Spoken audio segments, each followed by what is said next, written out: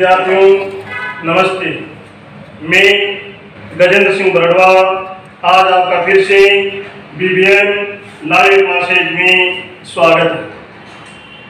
पिछले कालांश में अपन पढ़े थे भाषा कौन सी भाषा से बनी है, भाषा कौन से धातु से बना है, भाष धातु से बना है, भाष धातु का अर्थ क्या है, भाषा के कितने रूप होते हैं, भाषा के दो रूप होते हैं, मौखिक भाषा और लिखित भाषा। और मौखिक भाषा और लिखित भाषा में अंतर पड़े थे। यानी मौखिक भाषा है उसमें वाक्य छोटे छोटे होते हैं, जबकि लिखित भाषा है उसमें वाक्य बड़े बड़े होते हैं। मौखिक भाषा है वह परिवर्तनशील होती है, जबकि लिखित भाषा है उसमें स्थिरता होती है। तीसरा अंतर पड़ा था, मौखिक भाषा में स्थानीय बोलियों का प्रभाव रहता है, जबकि लिखित भाषा में स्थानीय बोलियों का प्रभाव नहीं रहता है। मौखिक भाषा स्वाभाविक होती है, जबकि लिखित भाषा कृत्रिम होती है। मौखिक भाषा में ताज सदैव ताज की होती है, जबकि लिखित भाषा में रूढ़ि या प्राचीनता रहती है। मौखिक भाषा बोलकर प्रकट करते हैं, जबकि लिखित भाषा लिख करके प्रकट करते हैं। ये अपन पिछले कालांश में पढ़े थे। आज पढ़ेंगे भाषा के विविध रूप।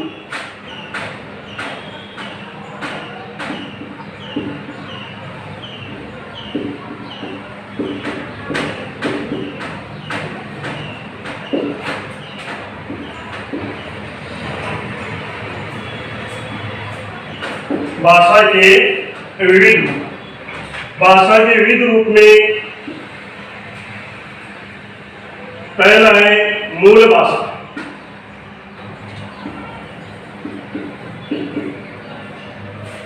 मूल भाषा।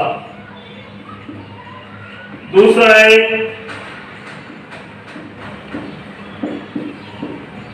उपबोली। तीसरा है बोली और चौथा है उपबोली। तो विद्यार्थियों, भाषा के विविध रूप में मूल भाषा, उपबोली, बोली और उपबोली, यानी वहां विभाषा, यानी मूल भाषा, विभाषा, बोली और उपबोली, ये भाषा के चार विविध रूप है। आप देखोगे कि मूल भाषा क्या है। मूल भाषा किसको कहते हैं? यानी आज विश्व में बोली जाने वाली भाषाओं में से कोई मूल भाषा रही होगी। यानी आज विश्व में बोली जाने वाली भाषाओं में क्या है, कोई मूल भाषा रही होगी जो पारिवारिक आधार पे, यानी भाषा को 10 भागों में वर्गीकृत किया गया है। परंतु आधुनिक भारतीय आर्य के अनुसार बारोपिया परिवार को मूल भाषा मानिए।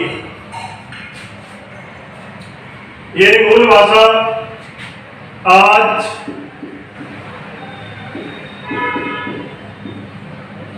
आज विश्व में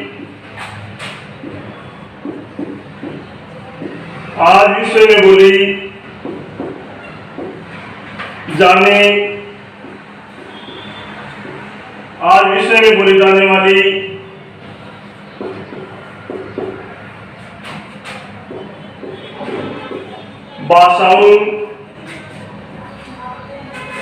भाषाओं में से ही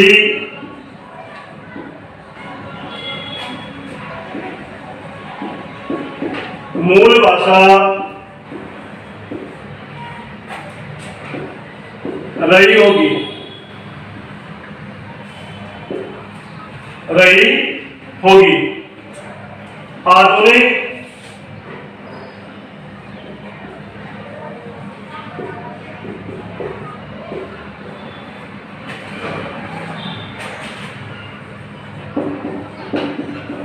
आधुनिक भारतीय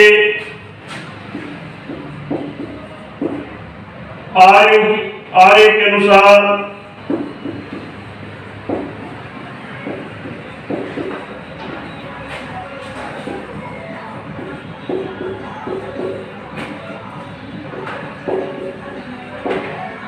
बारोटिया परिवार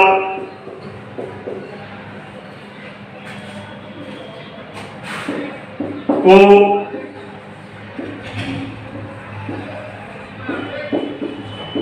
मूल भाषा मानी है।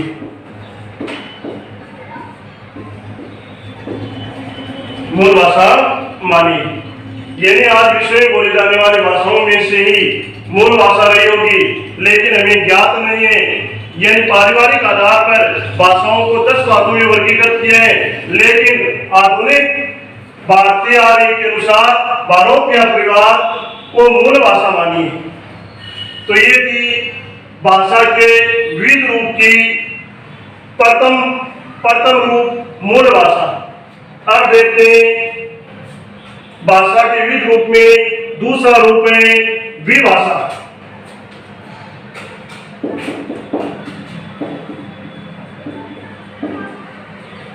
विभाषा यानी भाषा के अंतर्गत के वि उपसर्ग लगा है। अब वि का अर्थ क्या होता है? विभाजन करना, वर्गीकृत करना। तो प्रिय विद्यार्थियों, रखने की कतई भी आवश्यकता नहीं है। ये ध्यान रखना है कि विभाषा, भाषा में वि उपसर्ग करने से क्या है? विभाषा बन गया। और वि का अर्थ है विभाजन। तो विभाषा क्या हो गई? यानी प्रांतीय या उपप्रांतीय आधार पर भाषा को वर्गीकृत करने वाली बोली को क्या कहते हैं? विभाषा कहते हैं। यानी प्रांतीय या उपप्रांतीय आधार पर विभाजित करने वाली भाषा को क्या कहते हैं? विभाषा कहते हैं।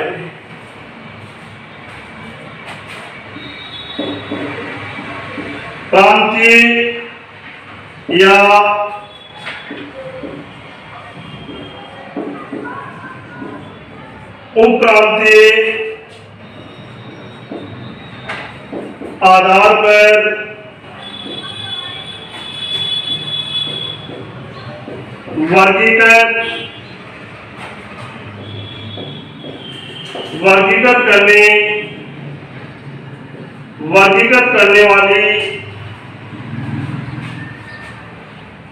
वर्गीकृत करने वाली भाषा कोई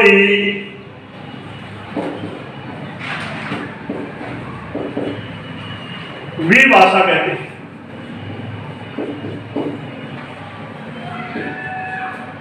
यानी प्रांतीय या उपप्रांतीय आधार पर वर्गीकृत करने वाली भाषा को क्या कहते हैं? विभाषा कहते हैं। इस भाषा में क्या है? प्रांतीय स्तर पर शासन कार्य के लिए स्वीकृत रहती है। जैसे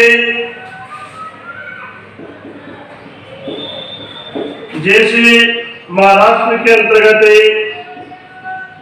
मराठी भाषा, पंजाब के अंतर्गत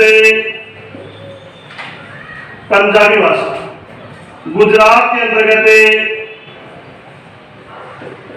गुजराती भाषा। इस तरह से क्या है? ये प्रांतीय या उपप्रांतीय आधार पर वर्गीकृत यानी विभाजित करती है, उसे क्या कहते हैं? विभाषा कहते हैं। तो रखने की आवश्यकता नहीं है। वि का मतलब क्या है? विभाजन। यानी प्रांतीय उपप्रांतीय आधार पर जो भाषा विभाजित करती है, वर्गीकृत करती है, उसे क्या कहते हैं? विभाषा कहते हैं। अब देखते हैं भाषा के विविध रूप में इसका तीसरा रूप है बोली।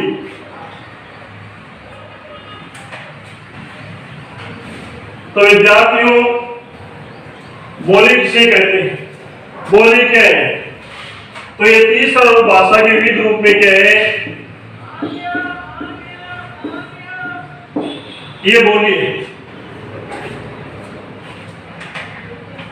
यानी प्रांतीय स्तर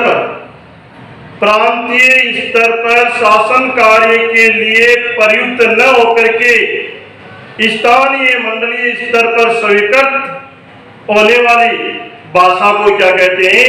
बोली कहते हैं। तो देखिए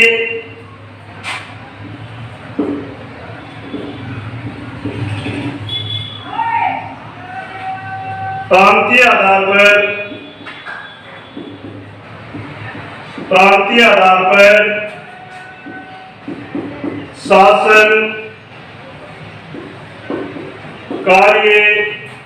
शासन कार्य के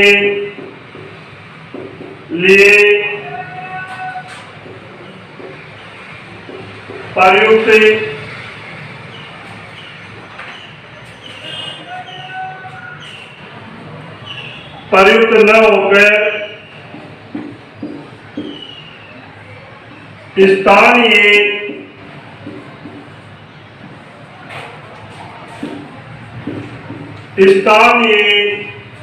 न होकर स्थानीय मंडल स्तर पर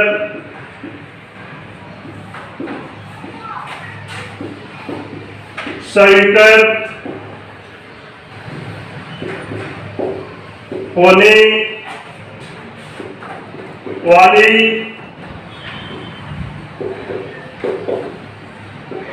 वाली भाषा को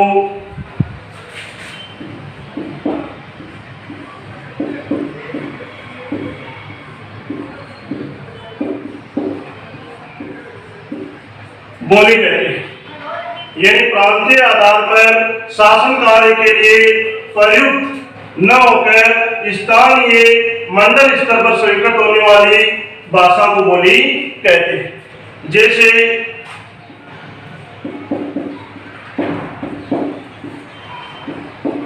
मगही,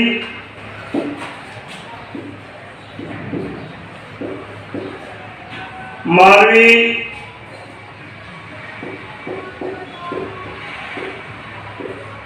भोजपुरी, ढूंढाई, ये क्या है? स्थानीय भाषा है, मंडलीय भाषा है, पे स्वीकृत की जाती है और इनमें साहित्य की रचना की जा सकती है। ये साहित्य के लिए उपयोग में ली जा सकती है। तो क्या होती है बोली? ये प्रांतीय आधार पर शासन कार्य के लिए प्रयुक्त न होकर स्थानीय मंडल स्तर पर स्वीकृत होने वाली भाषा को बोली कहते हैं। जो मंडलीय स्तर पर मगही, मालवी, भोजपुरी, ढूंढाड़ी, शेखावाटी, ये सब क्या है? बोली के अंतर्गत आती है। अब भाषा के विविध रूप में अंतिम रूप, चौथा रूप है उपबोली।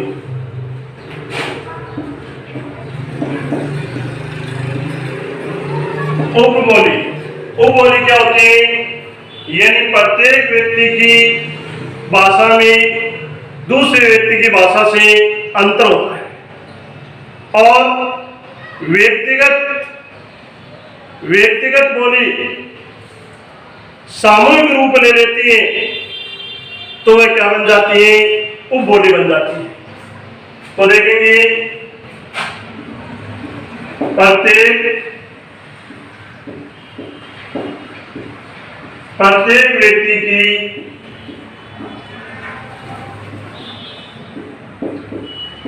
प्रत्येक व्यक्ति की भाषा में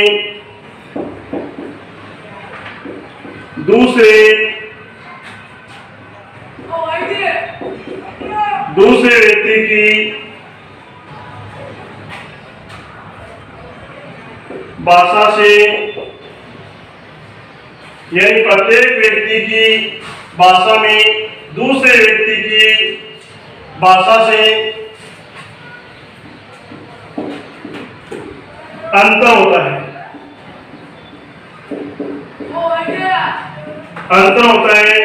या भिन्न होती है। और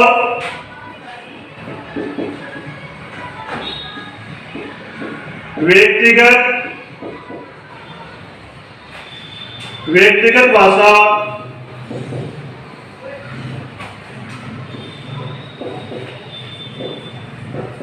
सामूहिक भाषा में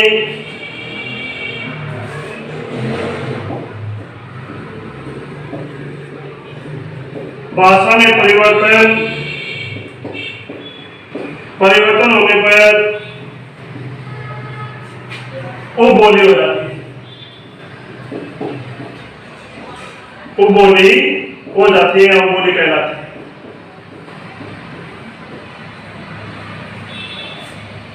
यानी उपबोली प्रत्येक व्यक्ति की भाषा में दूसरे व्यक्ति की भाषा से अंतर होता है, और व्यक्तिगत भाषा सामूहिक भाषा में परिवर्तन होने पर उपबोली हो जाती है। ये थे भाषा के विद्यार्थियों विविध रूप, यानी 4 विविध रूप थे: मूल भाषा, विभाषा, बोली और उपबोली। अब देखेंगे भाषा की इकाइयां। भाषा की इकाइयां कौन कौन सी होती हैं? भाषा की इकाइयां कितने प्रकार की होती हैं, ये हम देखेंगे।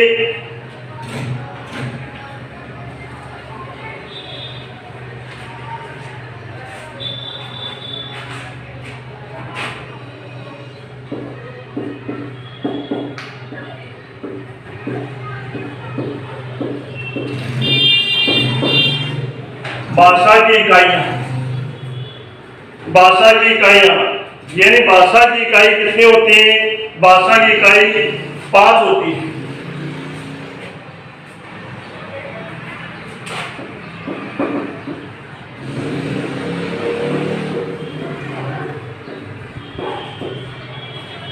भाषा की इकाइयां 5 होती है।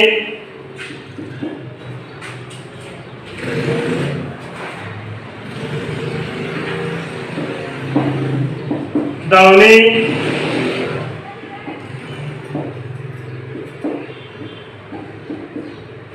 वर्ण,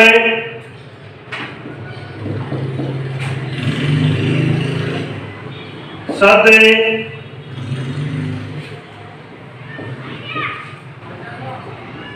पद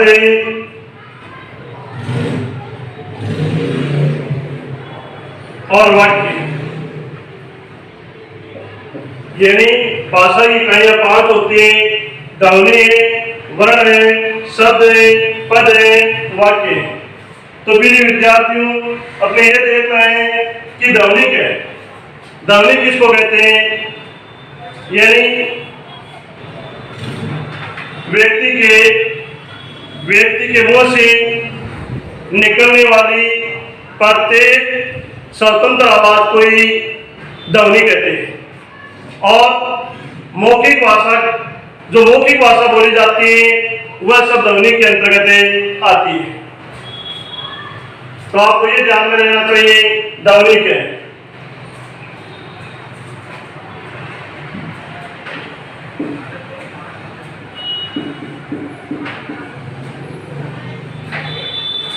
किसी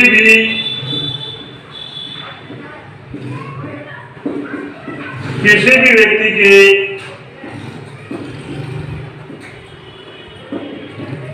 मुंह से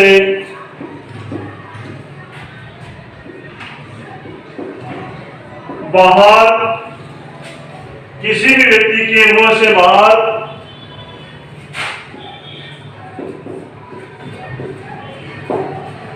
मुंह से बाहर निकलने वाली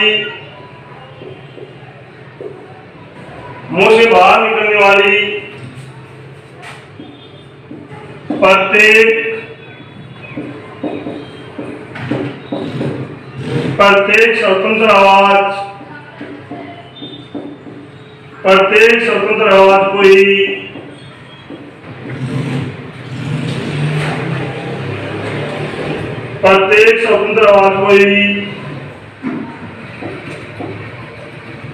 ध्वनि कहते हैं। यानी किसी भी व्यक्ति के मुंह से बाहर निकलने वाली प्रत्येक स्वतंत्र आवाज को क्या कहते हैं?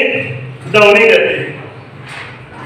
यह मौखिक भाषा के अंतर्गत बोली जाने वाली भाषा वह ध्वनि के अंतर्गत आती है। अब भाषा की दूसरी इकाई है वर्ण। तो विद्यार्थी वर्ण किसे कहते हैं? यानी वर्ण वह होते हैं जो भाषा की सबसे छोटी इकाई है और उनके हम टुकड़े नहीं कर सकते, अर्थात उसको विभाजित नहीं कर सकते। वर्ण भाषा की सबसे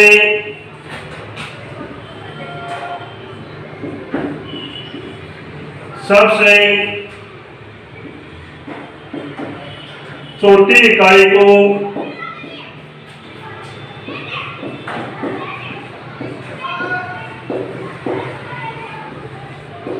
वर्ण कहते हैं। भाषा की सबसे छोटी इकाई को क्या कहते हैं? वर्ण कहते हैं। इसको आप क्या है विभाजित नहीं कर सकते। जैसे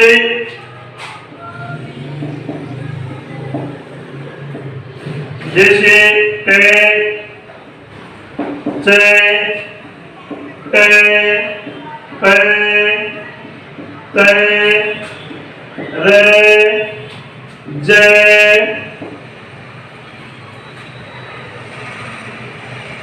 दे आदि। ये क्या है? ये वर्ण है और इन वर्णों को विभाजित नहीं कर सकते, टुकड़े नहीं कर सकते और ये भाषा की सबसे छोटी इकाई। तो विद्यार्थी हम देखते हैं भाषा की तीसरी इकाई है, उसको कहते हैं शब्द। अब शब्द किसे कहते हैं? यानी वर्णों के सार्थक समूह को शब्द कहते हैं। यानी वर्णों के सार्थक समूह को क्या कहते हैं? शब्द कहते हैं। वर्ण होते हैं और वर्ण वो एक समूह में बन जाते हैं, एक समूह में हो जाते हैं, तो उसे क्या कहते हैं? शब्द कहते हैं।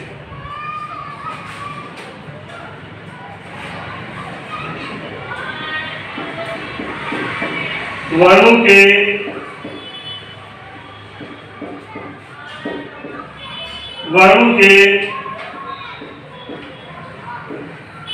सार्थक समूह, वर्णों के सार्थक समूह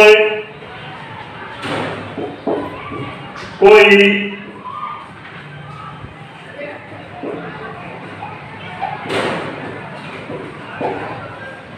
शब्द कहते हैं।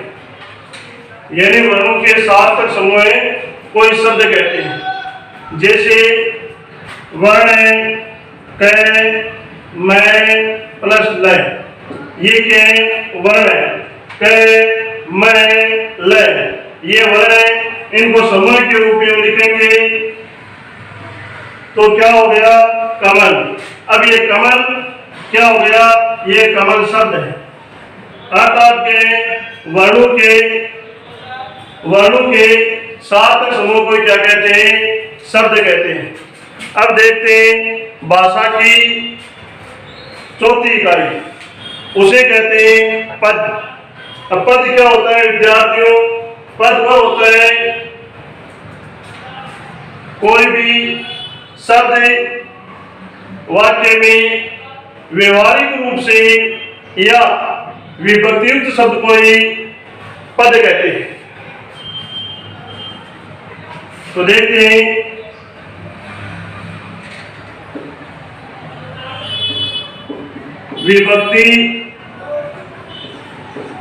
विभक्तियुक्त शब्द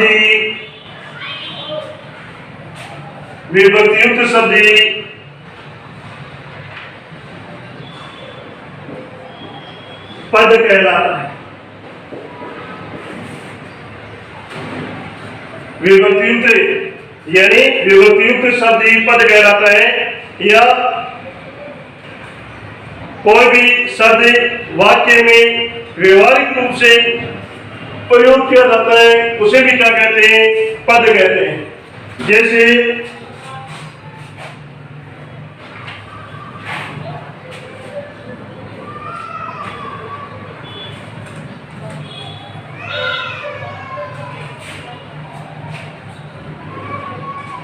जैसे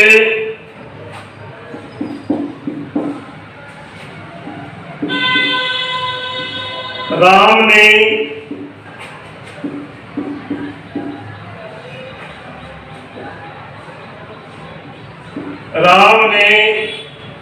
रावण को बाण से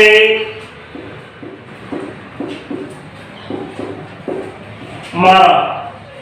तो प्रिय विद्यार्थियों, यानी राम ने रावण को बाण से मारा। तो जो विभक्तियुक्त शब्द होते हैं उसे क्या कहते हैं? पद कहते हैं।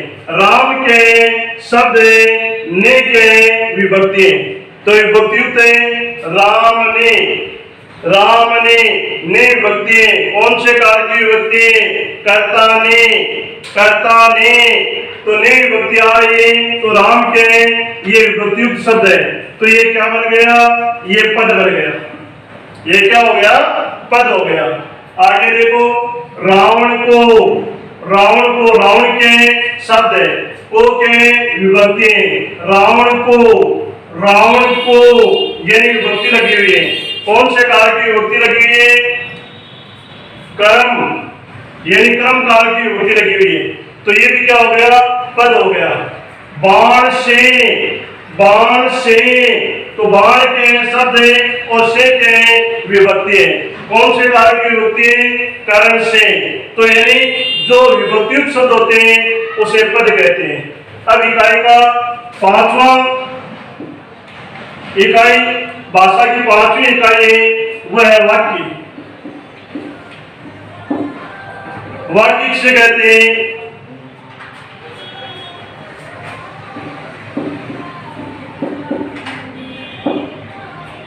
शब्दों का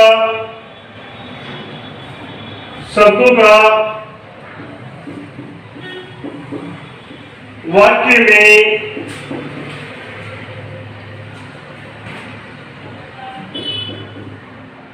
पूर्ण रूप, यानी शब्दों का वाक्य में पूर्ण रूप से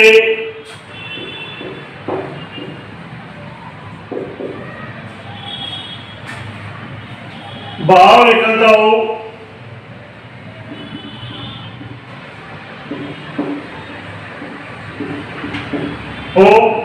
या शब्दों के पूर्ण रूप से क्या है, यानी विचारों के पूर्ण रूप से प्रकट किया जाता है दूसरों से, या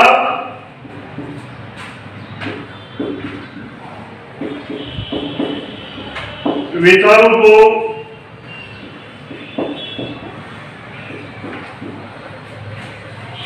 पूर्ण रूप से प्रकट करना ही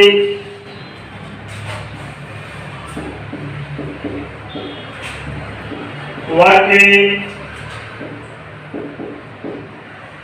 कहलाता है। यानी शब्दों का वाक्य में पूर्ण रूप से भाव निकलता हो या विचारों को पूर्ण रूप से प्रकट करना ही वाक्य कहलाता है। यानी शब्दों का समूह, यानी शब्दों के समूह या शब्दों के मेल को वाक्य कहते हैं। यानी शब्दों के समूह या शब्दों के मेल को वाक्य कहते हैं। जैसे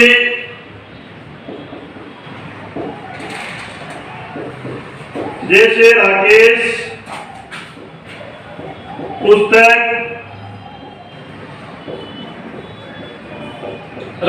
पुस्तक पढ़ रहा है।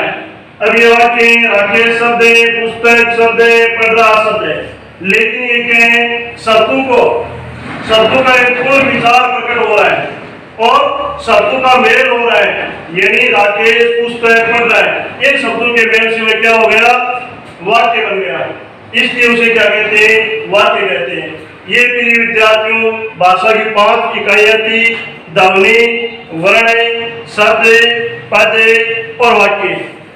तो इसी के साथ में अपने भाषा का जो टॉपिक है वह पूरा आगे की क्लास में देखेंगे। अपन व्याकरण किसे कहते हैं, व्याकरण के कौन कौन से अंग होते हैं। इसी के साथ में जय हिंद, जय भारत।